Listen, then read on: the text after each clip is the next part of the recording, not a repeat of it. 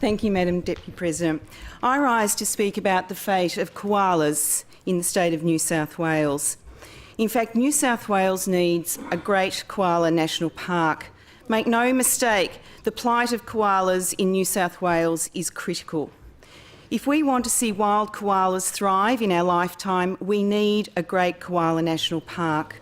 If we want our children and grandchildren to see a koala in the wild, we need a Great Koala National Park.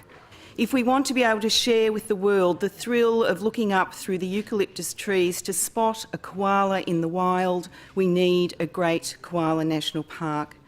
To be blunt, Madam Deputy President, this government is currently presiding over the extinction of koalas in this state.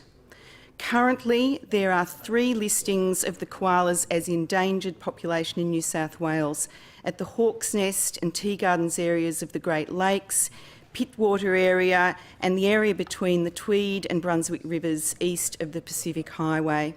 In fact, almost every population on the east coast is in decline.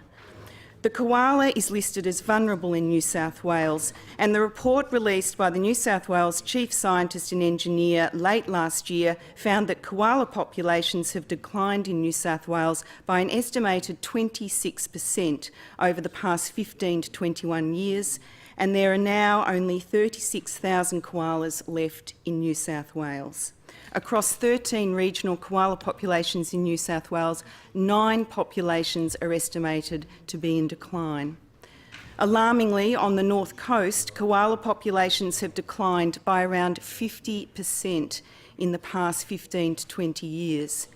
In fact, their best habitat has not only been excluded from national parks, but targeted for the most intensive logging, clearing and development. In Coffs Harbour, where historically there's been a stable population, even that population appears to be slowly declining, and there is a number of coastal, urban and peri-urban areas where koalas are no longer present. In the area around Port Macquarie, the mortality rate of koalas are so high that the population may become extinct in the long term, and in Ballina, the government is currently bulldozing core koala habitat for a highway upgrade. Now, people in New South Wales are lucky if they see a koala in the wild during their life. This level of decline is likely to continue unless we take decisive action to reverse this trend.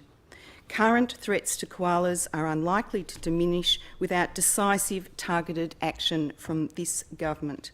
And these threats are only being exacerbated by climate change that is making bushfires, drought and extreme heat more frequent.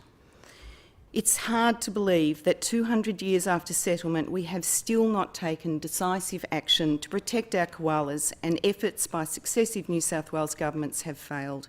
And that's why, Madam Deputy President, we need a Great Koala National Park.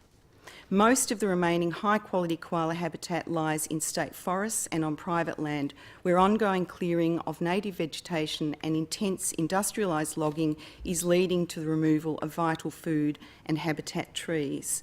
If nothing is done to protect and reconnect koala habitat, populations will decline and this will continue unabated and extinction seems inevitable.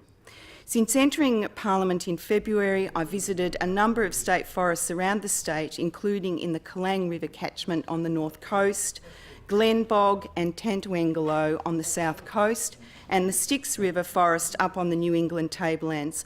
I was horrified to see the extent of clear felling that is occurring in some of these forests and the impact on core koala habitat.